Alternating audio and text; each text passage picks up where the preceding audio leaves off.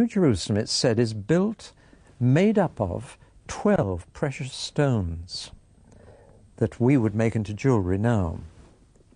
Now, here's the fascinating thing, which to me is the final proof that that book is the Word of God, that it must be God-inspired.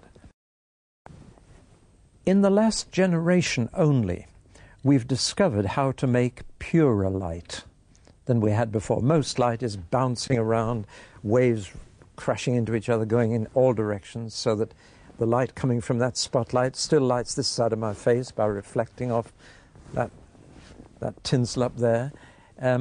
We're used to light coming at us from all directions. But we've now discovered how to send light in one direction. Laser light is the most common. You've seen laser light beams straight as a die. But we've also got what we call cross-polarized light. A polarized filter, if you can imagine, allows light through like that. But if you put another polarized filter at right angles to that, you've really got a very fine filter. If you take sunglasses and take one lens and put it at right angles to the other, it goes even darker. It only lets very straight light through.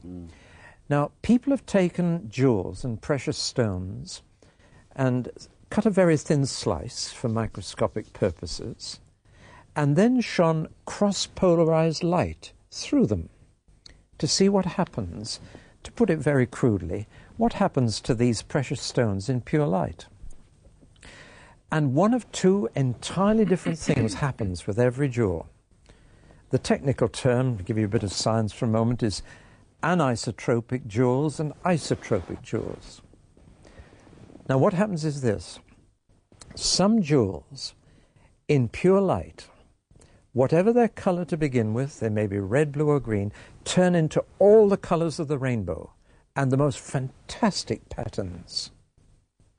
Other precious stones in pure light lose all their color, just go black, look like a lump of coal dust.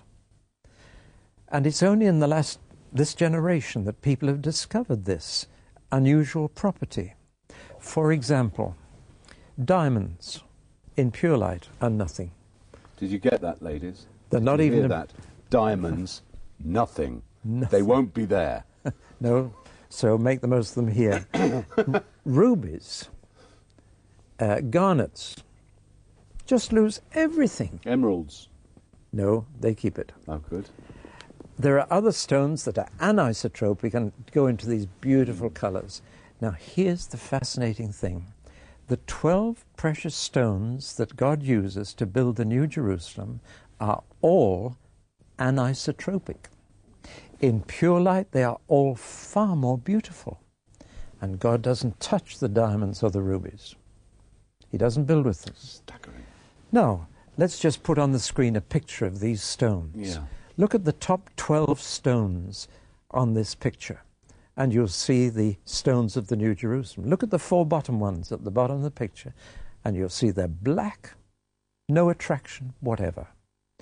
Now then, who knew this 2,000 years ago? No scientist knew it. Nobody knew it. John the Apostle, writing down the book of Revelation as the Lord dictated it to him, he didn't know. Nobody knew except one person in the entire universe, and he knew, and that was God himself. Where is that written exactly? Revelation 21, right, halfway through, and you'll find all the 12 stones listed there. And you can just imagine from the picture we've seen on the screen how beautiful the New Jerusalem is going to be. No need for do-it-yourself decoration or changing rooms there. No need. The materials that God uses will be fabulous. From verse 19, 21 right. Verse 19. Read them out. The first foundation was jasper. Yeah. The second, sapphire. The third, chalcedony. The fourth, emerald. The fifth, sardonyx. The sixth, carnelian. The seventh, chrysolite. The eighth, beryl. The ninth, topaz. The 10th, chrysoprase. The 11th, jacinth.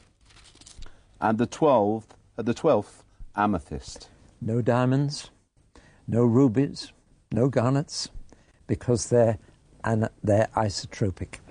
Now, isn't that amazing? To me, that one thing alone would prove that the Bible was inspired by God, because nobody could have known this. They didn't know it until our generation. But there it is. It's just one little indication of how beautiful the whole thing's going to be and how wonderful it'll be to be there with Christ and his people and renewed people. People who really have been recycled so they're all like Jesus and their characters are right. And there is love, joy, peace, patience, kindness, goodness, faithfulness, meekness and self-control in everybody. So let's just very briefly just recap a little.